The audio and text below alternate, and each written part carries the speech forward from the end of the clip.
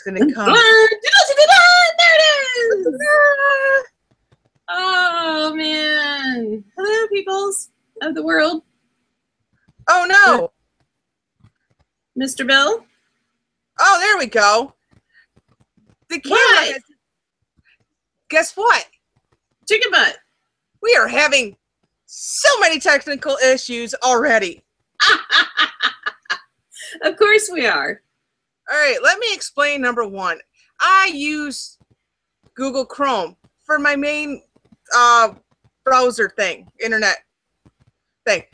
And it decided to crash on me this past weekend, and I had to uninstall it and reinstall it. Now, everything on my Google Hangout is just, and I didn't find out until a few moments ago that somehow I have to try to fix everything, or I have to install some more stuff. I'm not exactly sure. So I am nameless today. Not only that, now I have to play cameraman and toggle between both me and Miss Muffy. It'll be an interesting show. This will be fun. This will be good times. You know what? I should just interrupt you like 20 times when you're on a roll and just like totally derail your train of thought and make you have to think about, oh, I have to switch the camera. I forgot what I'm talking about. That'll be fun. No, I won't do that to you. I like you. All right. In all honesty, I have no idea how to fix this. So if there is somebody out there, again, I had to change. Oh, hi. If there is somebody out there that understands all this, please contact me. I am so lost. That would be nice. Thank you, people. Yeah. Kind people of the interwebs. Yes. So we were talking before we went live on air, and both of us went, wait, what are we talking about? Yeah, we're professionals. We've got this all under control.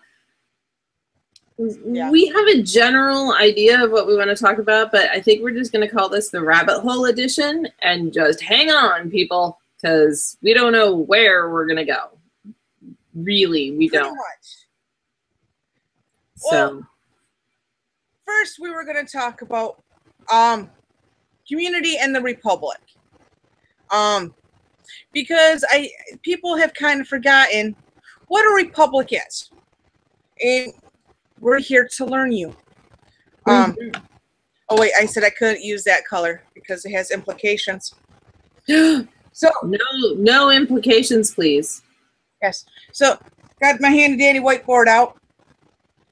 So the way that I can best describe it, we'll see how well this works, as I try not to get my computer glare on this handy dandy thing. Yes, I have used an upside down triangle. And up here, you can use federal government.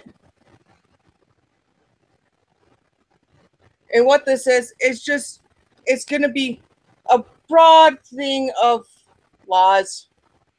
So, you know, kind of keep us in a boundary, very broad, not too concise, just an overlay, you know. And down here, the city you live in, you're going to get more precise with what you're going to, you know, with what the laws are going to be. You know, where your city ordinances are. What time, you know, like, does the noise ordinance start at 9 p.m. or 10 p.m.? Or do you not have a noise ordinance in where you live?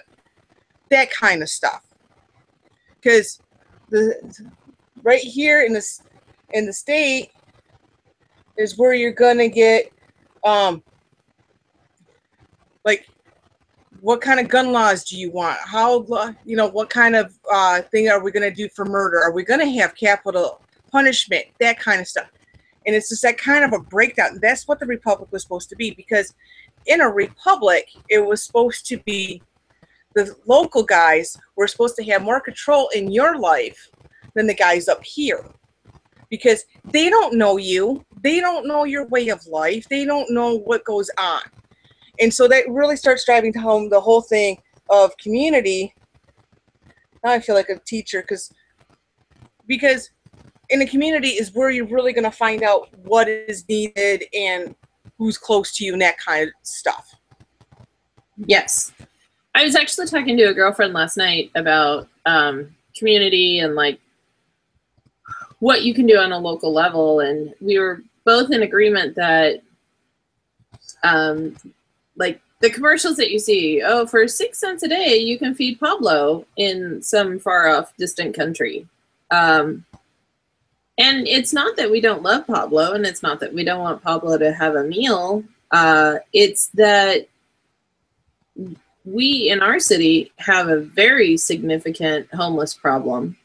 And we reach temperatures, this week it's kind of starting to mild out. And when I say mild out, it reaches about 100 for our top level. But last week we were 115, 110, 115, and steady. Like it started to warm up and stayed there for hours. And so we have this homeless population that's out in that, and a lot of heat stroke, a lot of health problems, a lot of deaths. And our thought process is we would rather do something to help our homeless here in our city, in our community, and find something that works for our community to help curb homelessness, or if we can't curb it, at least assist those, like dispensing waters, maybe getting another shelter, or making sure there's more room in the shelters, or more food at the shelters for people.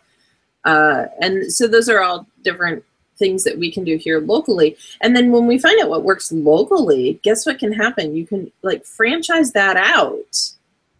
So we figure out what happens in Las Vegas and we get that figured out. Well, maybe we take that up to Reno, because Reno has a different problem. They're very temperate during most of the year, but they get cold in the winter. They're up in the mountains. And so they get snow and cold. And yeah, so their homeless problem up there has a totally different landscape. So what works down here for us, water distribution, cool centers, air conditioning, cool tents, whatever needs to be done here to keep people cool, that's not going to work up in Reno. That's not helpful. But they might have warm tents. They might be passing out gloves with hand warmers. They might be passing out foot warmers to put in the shoes, or have blankets being made and stuff like that. That's their local. But then you get these federal programs that just pass money out. Well, what are you going to do with the money? You're not going to just give that to the homeless. You got to use that to set up programs. That's where your local government, that's what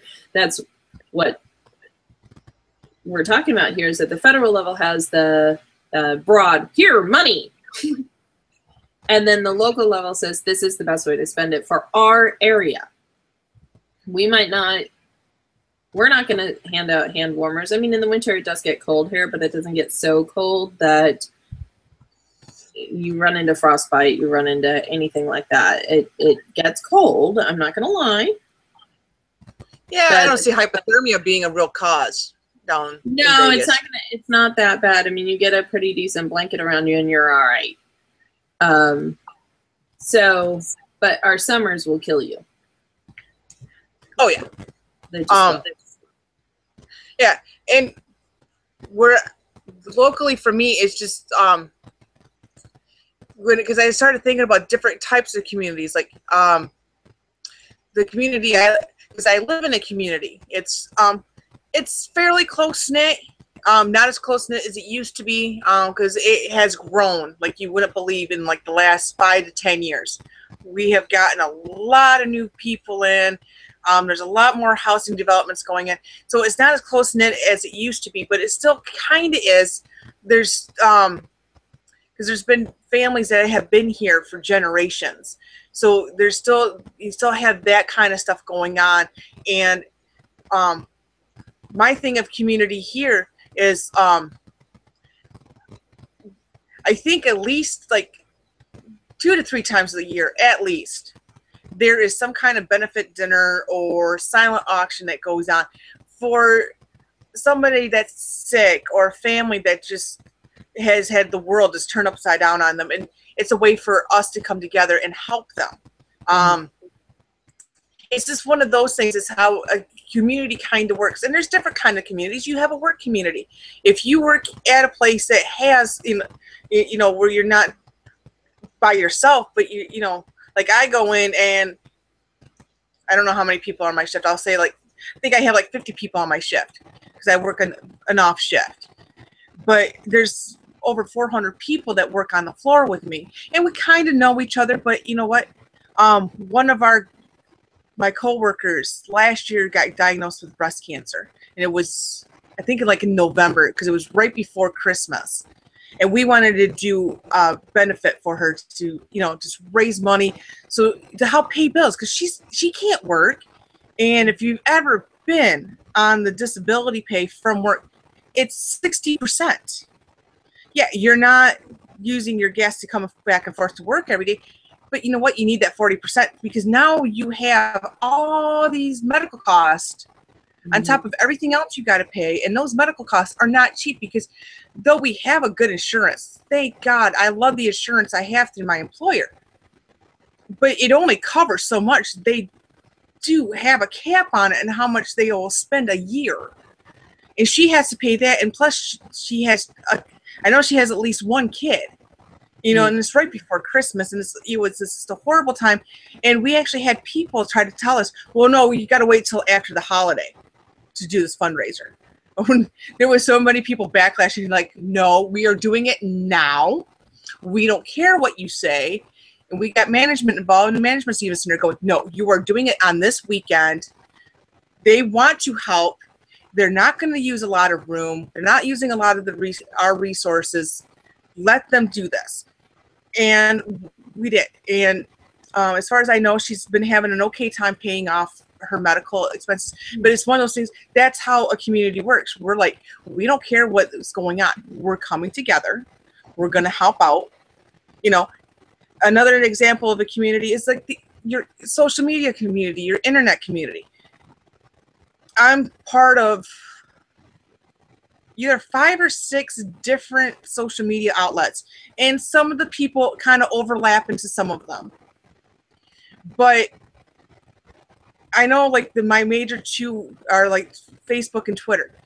If something happens to somebody, it gets thrown out there, and it might be just a simple thing of prayer. It doesn't always have to be money, or something just happened. Everybody will know about it. Somebody gets engaged. Like, oh my goodness. Remember Larry just got engaged a couple weeks ago. And it went so rapid fire. Everybody knew. And it was just congratulations. We're just so happy for you.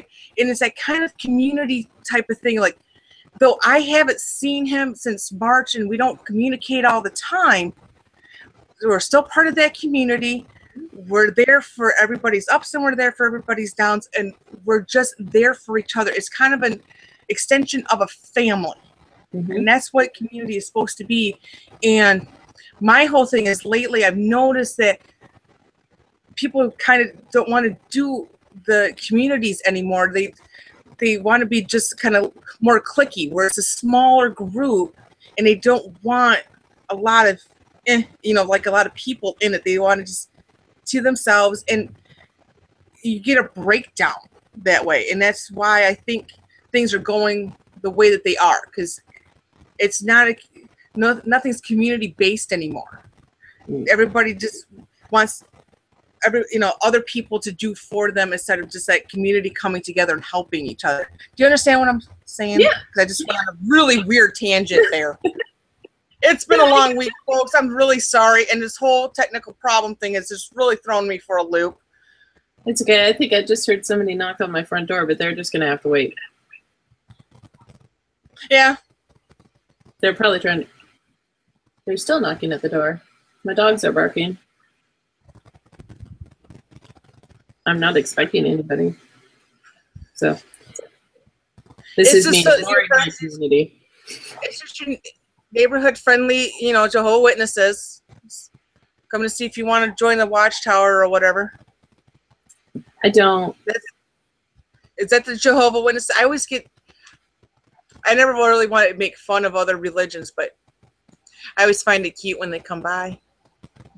It's sweet. Yeah, it is. But, so, okay, kind of on that rabbit hole, like we were talking. Yeah, well, rabbit trail, rabbit hole. One of those. Yeah, whatever. We were talking about. I've always wanted to do this, but because I hate being on roofs, I will never do this.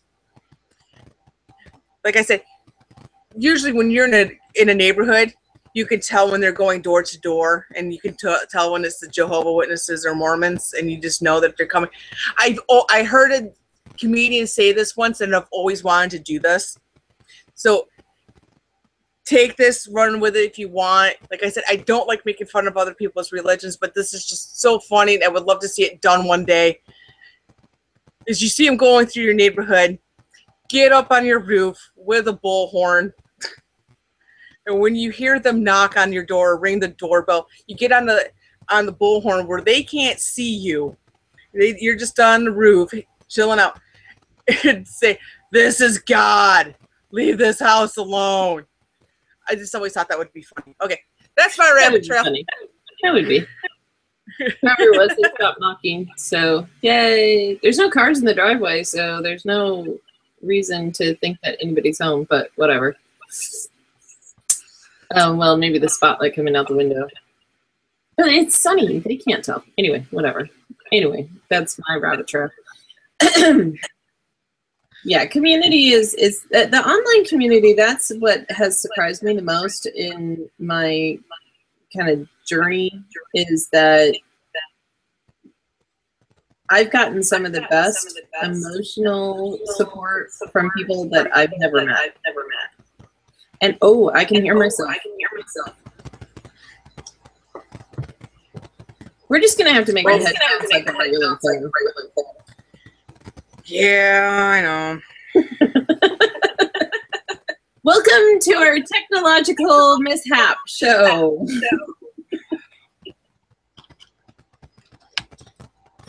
We'll get it figured out one of these years. Well, Ta-da! ta-da! It's like a miracle. Oh, goodness. Which reminds me of Kimmy Schmidt, which is a really funny show, by the way. People, you should watch it. Unbreakable Kimmy Schmidt, Netflix, very funny. Anyway, but my online community has been amazing. Like, I've had opportunities to travel places, and I've had some of the most deep and meaningful conversations with people who live all the way across the country. Developed these friendships that I would have never had it not been for this online community. I've had writing opportunities that I wouldn't have had if it weren't for social media community. And I know it gets a lot of bad press, you know, put your phone down, and I think if you're face to face with somebody, yes, you should put your phone down. If you've been invited out to lunch, put your phone away. There should be no reason why you're on it. And I'm as guilty as the next person for doing that. But then that's your community. The person that's in front of you is your community. That's the person you should be paying attention to. Your other community can wait till later, and you can share, oh, I just had this fabulous lunch with a friend of mine. Great. That's something to talk about. But then there's other communities. There's the communities of people that want to just destroy things because they're like upset about the world and they want the world to burn. Most recently, an example of that was today. South Carolina legislature voted to take down the Confederate battle flag and never fly it again above their state capitol. That's for them to decide, and they did it for whatever reasons that they felt they needed to do it for. And I don't have a problem with that. What I have a problem with is the mass of people that stood there, watched it come down, and instead of in silent reverence understand that a piece of history is now being relegated only to a museum, broke out into choruses of na na na na, na na na na, hey, hey, hey, goodbye. That's just disrespectful. And I want to ask each and every one of them, before 2 weeks ago, did you care? Did it affect your life? Were you personally pained by a flag flying above the Capitol? Probably not. But the feels. And those communities, those are the ones that are starting to really destroy our larger federal community because it's starting to affect the local. I'm not saying that right. Something that started locally went federally and is now going to affect all other local communities. And that is dumb. Right. I'm with you on that because, like I said, I am a community-based person. Especially with like the whole gay marriage thing that also happened in the same week as the Confederate flag. That shouldn't. Number one, marriage is not in the Constitution. The Supreme Court and federal government should have had anything to say about it because it's none of their business. That should have been a state and local thing, to tell you honest truth. If a state doesn't want to honor that, or they want to change the language, saying it's a civil union and marriages are in the churches only, that should have been the state's right. And it is a state right. It's a local right. Mm-hmm. The federal government should not have gotten into it. But it's one of those things that community got together and got way too, became way too boisterous, and no other communities kind of like got together and collectively said, hey, no. And it got too far. And it's one of those breakdowns that we're having because no one is really staying together and talking anything out. And that's where I always found the community that I live in. Yeah, people get upset, but there's nobody also in that community center going, whoa, you need to slow down. You need to think what's going to happen, years down the road. Because not everything is just going to be perfect how it is now. You got to, look at a bigger picture. Yeah. You got to work the problem to the end. So you can't just decide, I want it to end here. The solution that I'm looking for should end here. This should be the end result. But just because you want it to end there doesn't mean there won't be a ripple effect to other things. And while we're living in communities, we're putting walls up so that we only live in that community. We don't ever go over the other side. We don't get to meet the people on the other side or talk to the other community on the other side because we want to stay in our little community where we're always right and everything is good and we all have the same ideas, and they're like echo chambers. They really are, and we're all guilty of living in them at some point in time. But because we've now sheltered ourselves so much from other people, it's getting impossible to be able to have a civil conversation with somebody who's in a different community. Yeah. And that's just wrong. It's okay. Me and this camera are just gonna have problems all the times. Because I'm trying to think of an example, and I'm having a hard time. It's mainly because I wish I could tell y'all just kind of what it's just been a week for me. My sleeping schedule has just been off, and the last 3 days have been a very intense learning for me, and I have a lot of information in my head. So I'm really trying to focus, and I'm sorry if I'm not. I'll use the example of my work, because I just got through team leader training, and that's why I'm just like, a lot of information. I work in one department. We make a certain part, and and every department, well, most of the departments are quite unique, and mine is unique in where we do what's called cyclic work, where we actually hand assemble parts. There's only 3 areas that do cyclic work in my factory, and so it's different to talk about them to other areas, other departments that do not do that kind of work. But through this team leader training that we've had, we were able to talk to each other and share ideas of what has worked in ours and what can help in theirs. Mm-hmm. Because we're in one place and they're in a completely different place. So I was able to help out. Well, this is what we've done to help organize. Maybe that could work for you. And same thing back, like this is what we've done in our department. See if that could, help out in yours. And this is how communities are supposed to work. Yeah, mine is unique, and I'm not going to go work in that other department. Number one, I'm not trained, and number two, I don't wanna. But we're able to come together and kind of share ideas, talk to each other. We don't have those walls built up.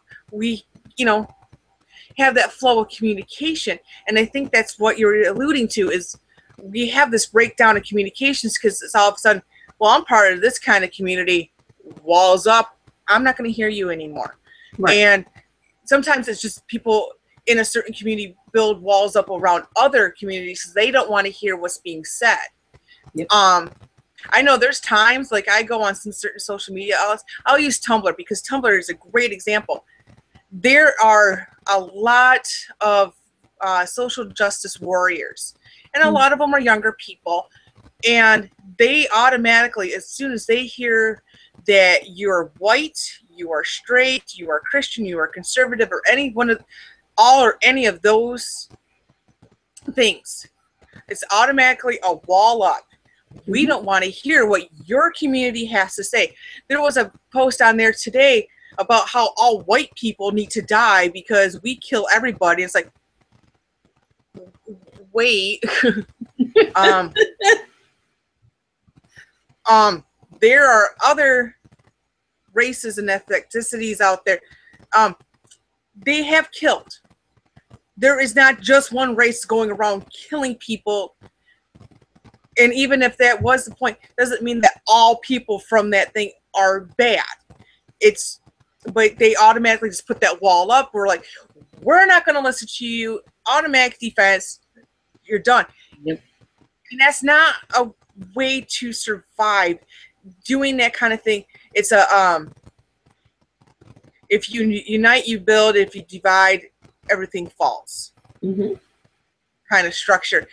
And what I would love to see happen again, because I know when I was younger, I came from a lot of people that were very community, they were community based, I came from where a lot of people came from the Netherlands, and so they knew each other growing up, and they were farmers, and they had that community together. I work with people that grew up together in the same neighborhood, and they keep that bond going, and it's a very good bond. Mm-hmm. But they also allow other people into their lives. And so they can teach others what they've learned, but they also still have that, that sense of belonging to that core group, but they also can belong to others. Yep. I think I just went on a really weird train. I'm really sorry. I apologize, people. I really am. If there is a psychologist, a neuropsychologist, or a psychiatrist, I don't remember the difference between them anymore. If you ever want to study me, let me know. I can make it possible because I've always wanted to know how this thing works. I always tell people don't get in here because it's scary. You'll get lost.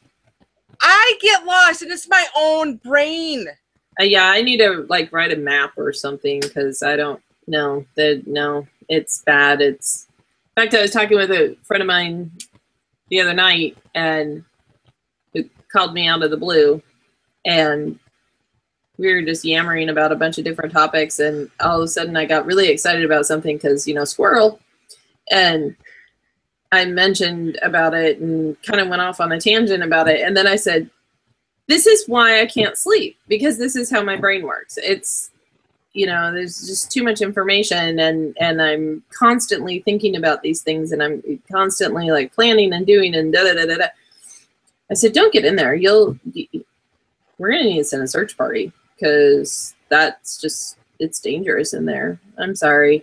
So and I haven't had a whole lot of sleep this week. I know that sounds weird because my kids are gone. My kids are gone, by the way, guys. This, like, I shouldn't be too excited about that, but I kind of am.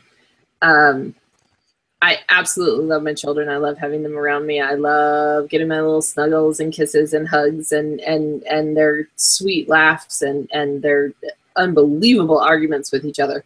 But I really need time to connect with my husband, and that's hard to do when you have 3 children that are running around and screaming and yelling and hugging and kissing and cuddling on you, and I don't have that right now. So the way that my husband and I connect is we play really dumb video games till the wee hours of the morning. Yeah. So last night I went to sleep at 3:30, and I had to be up for work by 8:30. And I actually did wake up at 5, and then at 7, and then at 8:30. So yeah. So if my thought process isn't spot on today, that's why.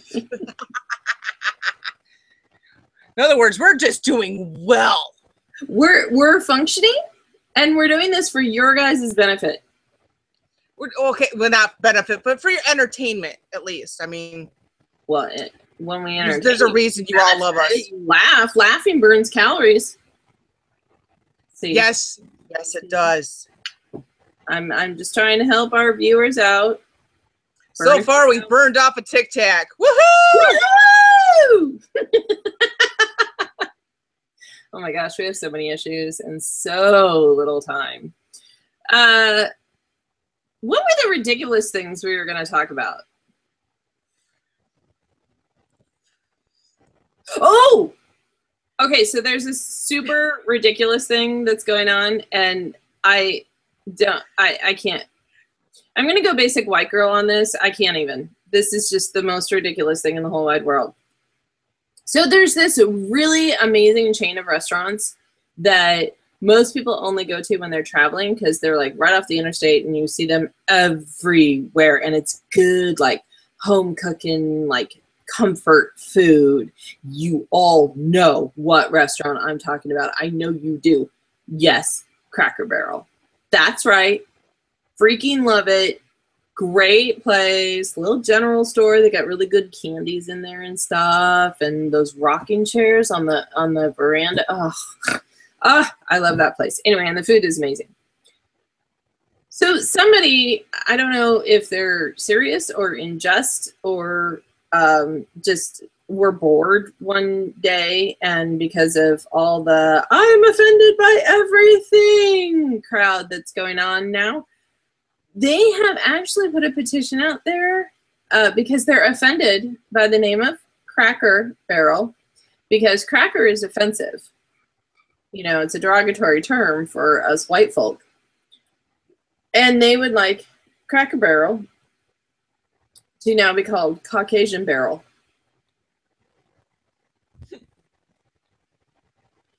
Now, people, just let that soak in your brain juices for a second. Caucasian Barrel. Just let it go in there, soak it up. Because both me and Miss Muffy have. I think I'm getting an aneurysm right back here. Yeah, it starts here and works its way around, yeah. Yeah, I trust that this petition has been done in complete jest and to make complete fun of all the I'm perpetually offended crowd.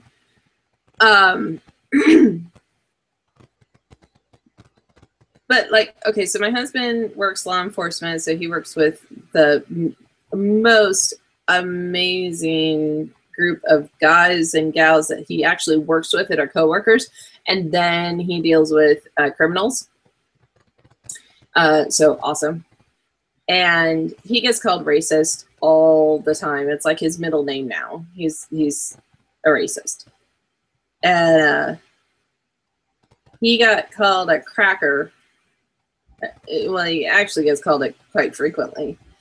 And the way he has diffused this is his way of diffusing it, is sir, I don't know if you know this, but the politically correct term now is saltine.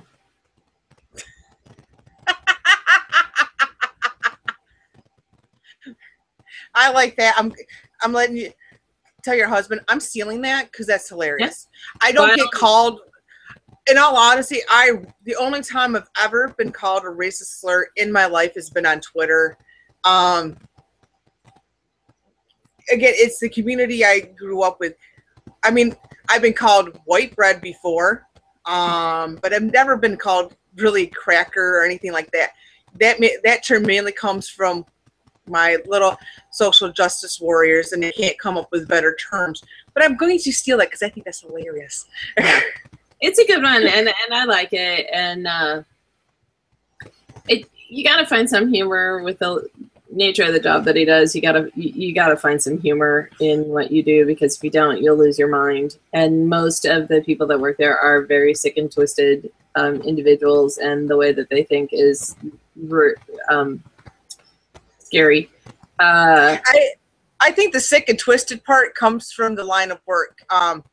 It does. I've been wanting to write a blog post for like the longest time, because I have studied humor. I love watching comedians, and I've watched from like the early stuff that they documented on film up until now, and just seeing how the patterns have changed.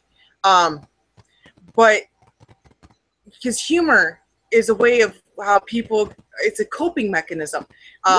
Because I remember one of the comedians I loved listening to when I was younger was Jewish. And he said the reason why there's so many Jewish comedians out there is because it was a way of coping, because they were a very oppressed people. And it's a way that they, coped with it. And that's why there was an outbreak in the 70s. You had a huge influx of black comedians that came out because they went through years of oppression. Not that there weren't ones earlier than that. They just weren't seen as much because of how the nature was at the time in the entertainment industry. But they were there. Mm-hmm. But because things got opened up in the 60s, there was a huge influx. I know women have tried, and there's some good women comedians out there. There really are. But I'm going to tell you, as a woman, some of them aren't funny, because like my favorite one will always be Phyllis Diller, because she never really went on the attack of other people. Right. Hers was more self. Mm-hmm. Same thing with Toady Fields. Love listening to her. She made more snarky comments, but she also, was more self-derogatory.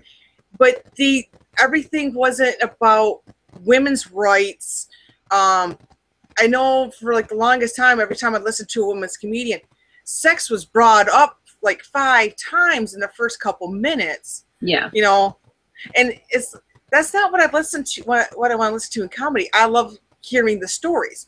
One of my favorite comedians to listen to right now is Gabriel Iglesias, because he tells true life stories that just happen to be funny. Yeah. His cop stories are hilarious. My favorite one, go on YouTube. Trust me, people. Listen to me. Go to YouTube. Gabriel Iglesias racist gift basket. Best thing ever. Okay. You'll trust me. Look it up. It's a couple minutes long. It's not the best video quality, but it's hilarious.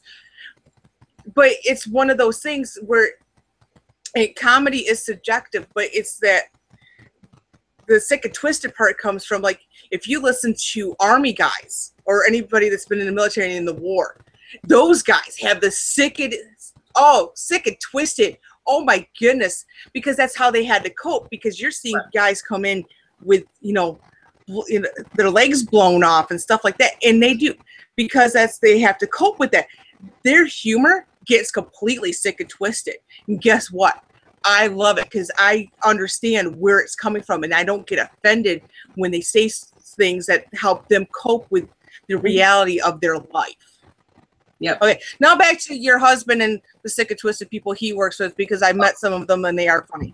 They are hilarious, and they're really fun to hang out with, and they are the perfect people to play Cards Against Humanity with, because my lord, oh my lord, it's ridiculous that how I can never win with them, because the way their little evil minds work, mine doesn't quite work that way. I'm not edgy like they are. I'm funny, but I'm not edgy. So, mine are more cerebral. You gotta really think about the cards I play. I get to play tonight, maybe, potentially. I have a party I'm going to. I'm totes jealous. I love that game. Oh my gosh, it's gonna be so, and it's only girls, so it's gonna be really, really fun. I know. I'm so excited. I can't wait. It's gonna be so much fun. But yeah, but that's their community. Like that's how they communicate with each other, and that's like how they have to deal with working in the environment that they work in, which is a very stark, very horrible.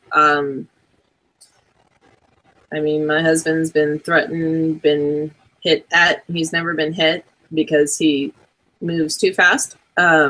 He's been kicked at. There have been officers whose hands have been broken, who have gotten hit in the face, who have gotten in skirmishes with inmates. And when you deal with that sort of stuff, yeah, humor is your best outlet. And you're right about the female comedians. One of my favorite female comedians has always been Rita Rudner. And I like her because she plays it a little bit ditzy, but obviously she's incredibly intelligent. And I like just some of her jokes they start in one way and you're off in a totally different direction. Like, for Christmas, I bought my husband a staple gun. We now bring the food to the cat.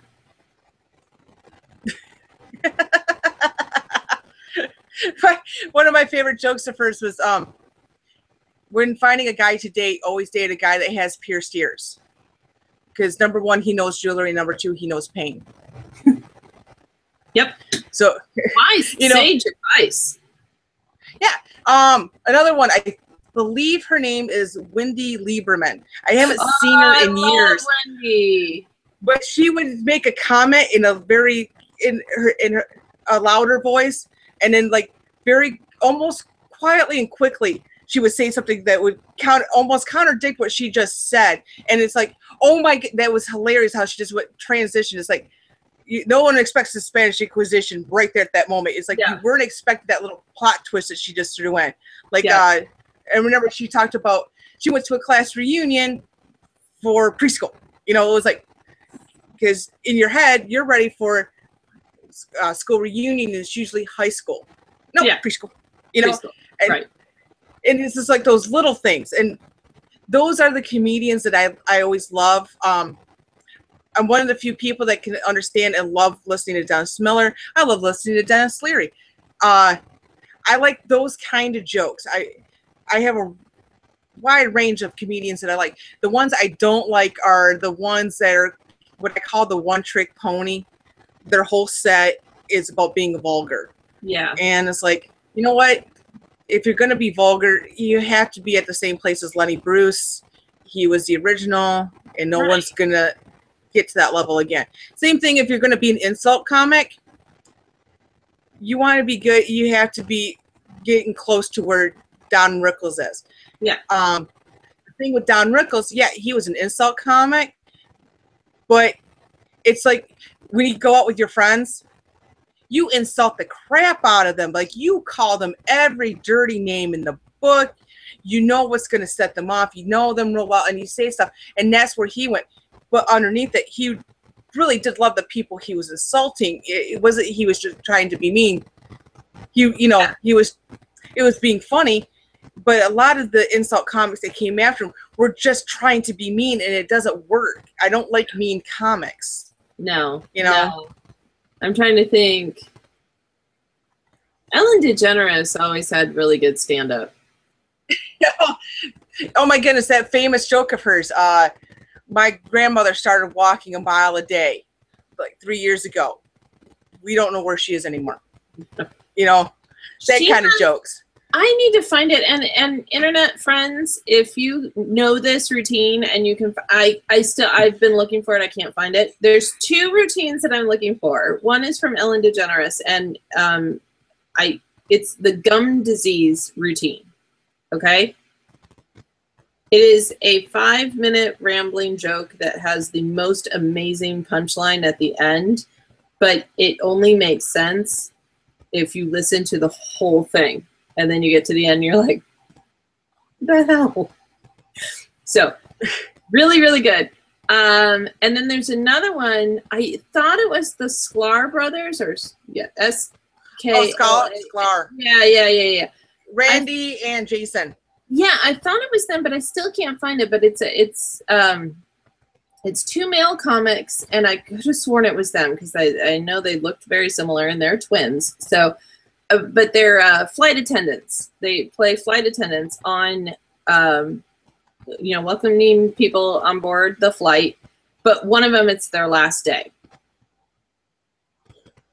and it starts out with, ladies and gentlemen, welcome aboard flight 153. My name is John.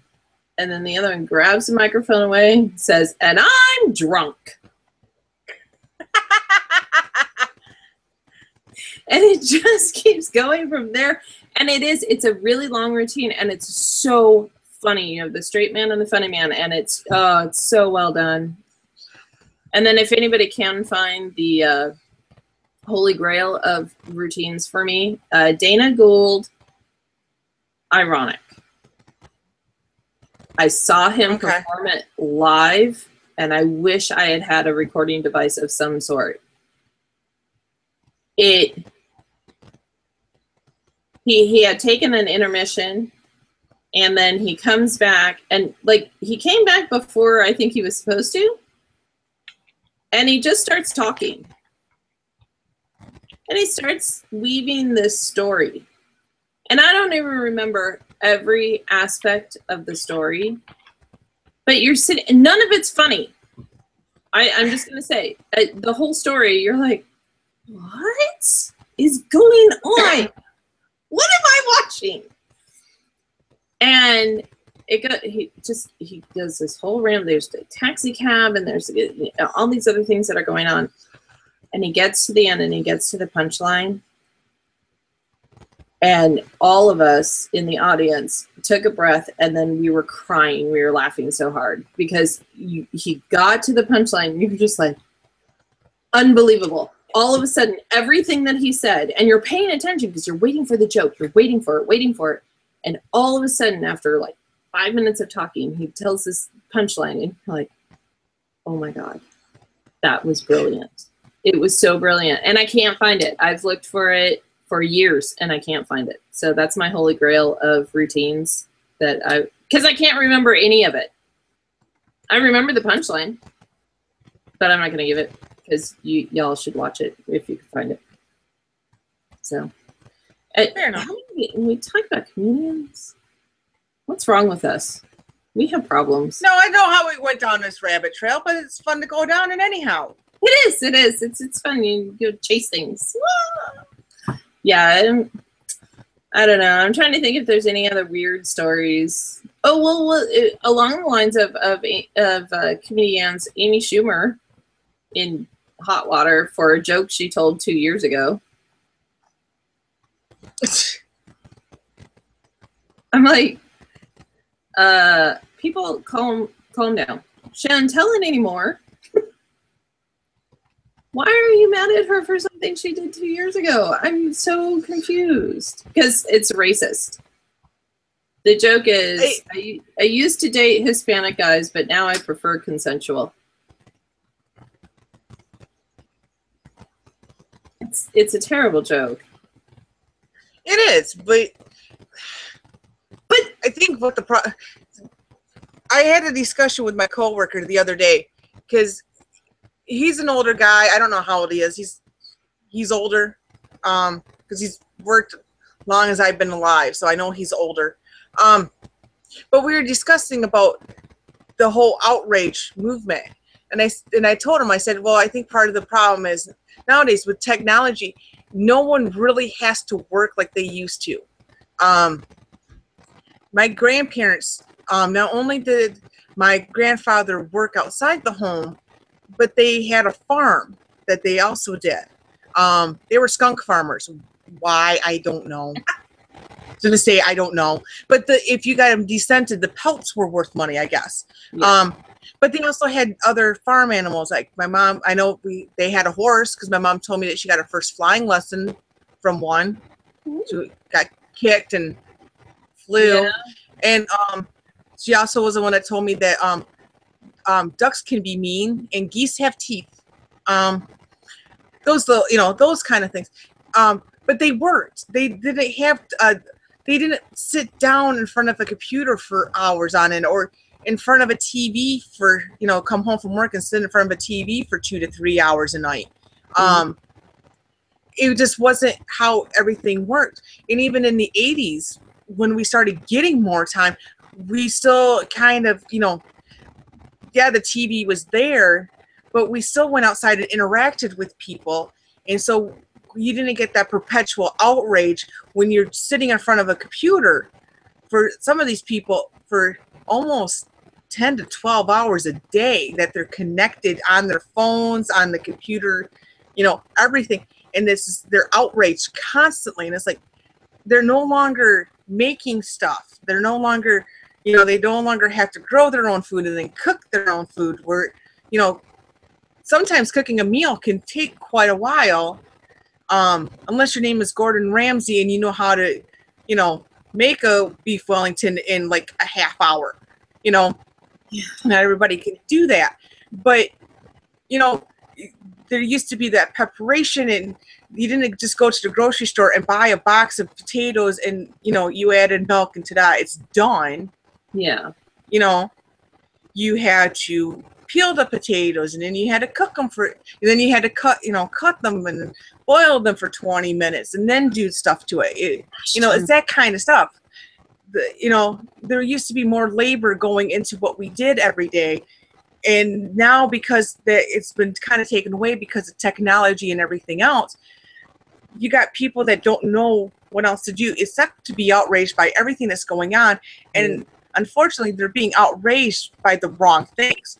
One of the things I thought about doing for the show was to bring up, hey, did you know, while you're being outraged by, talking about Caitlyn Jenner, did you know that Akon, I forget if he was hip hop or rap. Anyways, Akon is now supplying free electricity to, was it 600 or 60,000 Africans? Free electricity. No one talked about that. Why Caitlyn Jenner? We got to be outraged because some people were outraged because, 62 years old finally came out as a woman and all this other stuff, and we need to have equal rights for everything. And how dare you be, transphobic? And free electricity for people that's never had it. Yeah. You know what you could do with free electricity? You know how many wells you could help with that? Do you know what you could do for the schools? You know how many lives are going to be improved? Now we got to talk about that. Same thing with the Confederate flag. Everybody's up in arms about Confederate flag. Do you know what happened that same week? Chinese hackers got into the federal employees' records and now knows their social security numbers, their lives, their children's lives. And we're not just talking about the bureaucrats. You're talking about CIA agents, FBI agents, military. Everyone in the military is now affected. But we're too busy throwing a fit over a cloth. Yeah. And that's one of the things that you want to be outraged. Be outraged about the stuff that's going on over here that no one's paying attention to. I made a tweet probably yesterday morning, and it was, we had that problem in Greece. Is their financials are just horrid over in Greece. Yep. They're done. $67 a day is the most you can get out of a bank right now, and that's what you got to survive on, or whatever, 67, whatever their euros. Euros, yeah.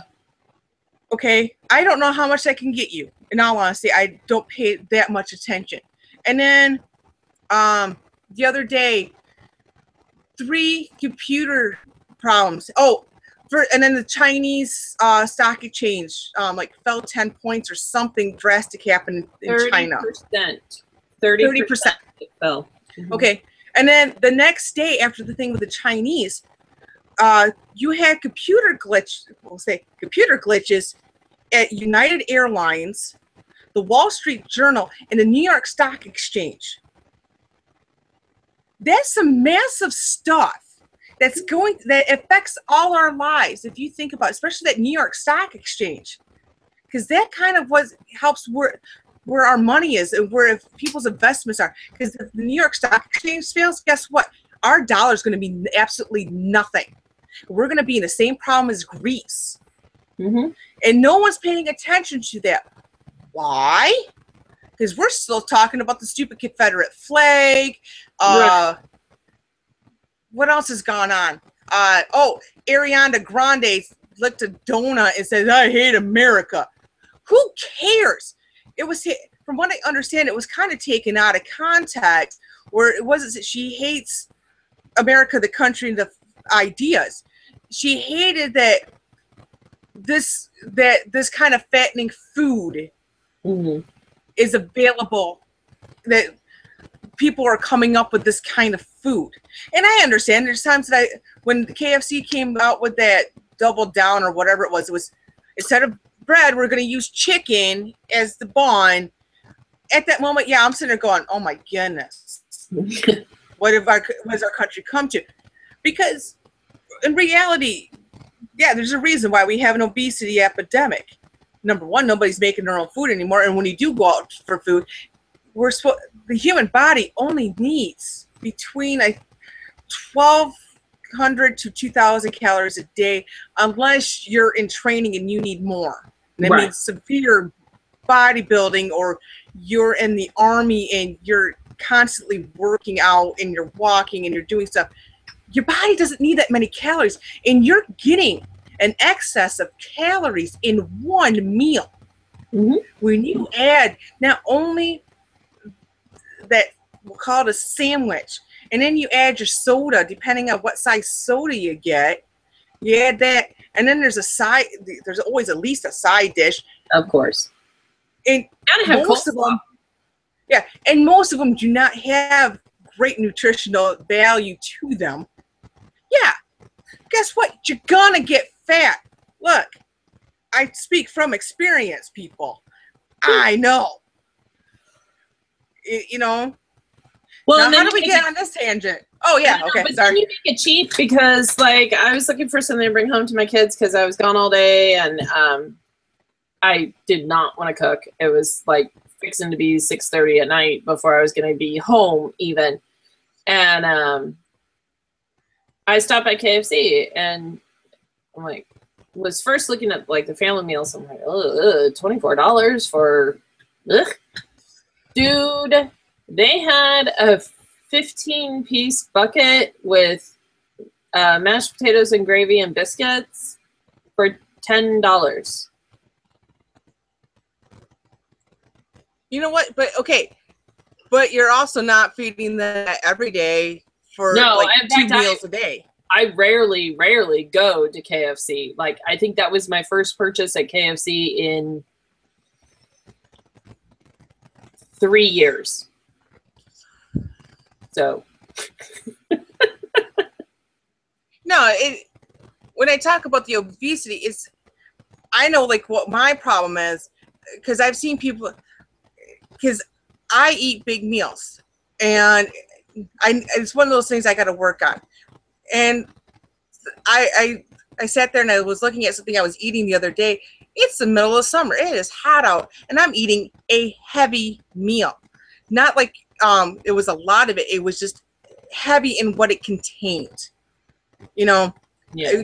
It wasn't light in like I'm eating a lot of greens. I'm not eating a lot of, fruits and vegetables, and it was just heavy with how much meat protein and white carbs were in it. It was a very heavy meal. And then so I was like, well, no wonder I can't lose weight. Duh.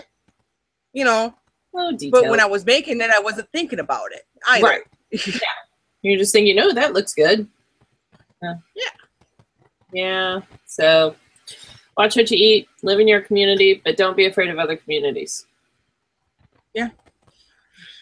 Because I think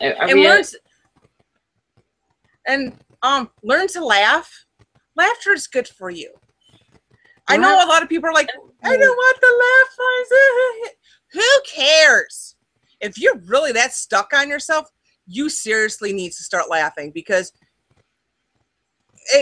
at the end of your life, when you look back on it, do you really want to be that kind of a shallow person where you couldn't laugh at things and that you were that miserable where you couldn't crack a smile just for the sake of vanity? In all honesty, I'm like, I have some fine lines, but you know what? In all honesty, I earned them, because the fine lines I have are considered what they call thinking lines, because I scrunch up my face a lot. Why? Because I'm like,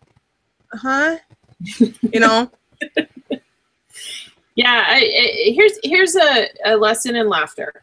Last night, I spent 3 hours at the ER at the VA with a girlfriend of mine.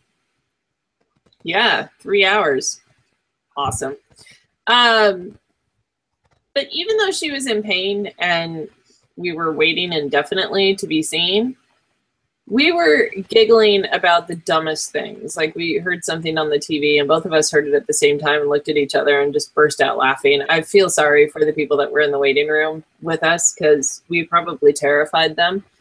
But you got to be able to find humor in whatever situation that you're in, because if you don't, you'll drown in the misery. You'll you'll have no joy in your life, and joy is really important. You need it. And if you're more joyful, guess what? You're more willing to talk to people. And talking to people is important. You never know what you'll find in common. Communication is what makes the world go around, people. Because without communication, you won't have love, and love is what makes the world really go around. So you need that. It's a tool. Yeah. And laughter is so easy. It's like, because without joy, you're not going to be able to smile. And a smile is a universal language. I know it sounds hokey, but you know what? I've had times where I can't speak what other, going up to people that do not speak English, and I have a hard enough time speaking English. So speaking another language is not going to work for me. But you know what? A smile, they understand it. It's a universal, language in that aspect, because everybody knows. I mean, come on, even animals know how to smile. It's a smile. Yeah. And if you smile at somebody, they're probably going to smile back at you. That's just how it works. I mean, think about it. If somebody smiles at you, your first thought is to smile, right, people? So spend more time smiling at people. We might start making the world a better place, one little smile at a time. Or go listen to Dada Life, One Smile. That'll make you smile. It's a good song. There we go. Mm-hmm. Yeah, I think we're kind of close to being done. I forgot to look at the time, because I think we're very close. We might have even been over a little bit, but whatever. It's no worries. Yeah.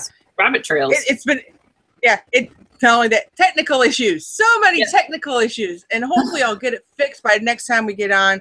I have no idea what's going on. So I got up my handy dandy board out again. If you want to talk to me and you want to say that I'm full of whatever, or you just want to say, hey, I think you're coolly awesome. I love your pink hair in a mohawk. You can find me at most places if you just type in Hope Sparkles, or you can find me at Twitter at BeautyFlyWings. I hope you can read that. My handwriting can be different. So that's where you can find me. What you got, Miss Muffy?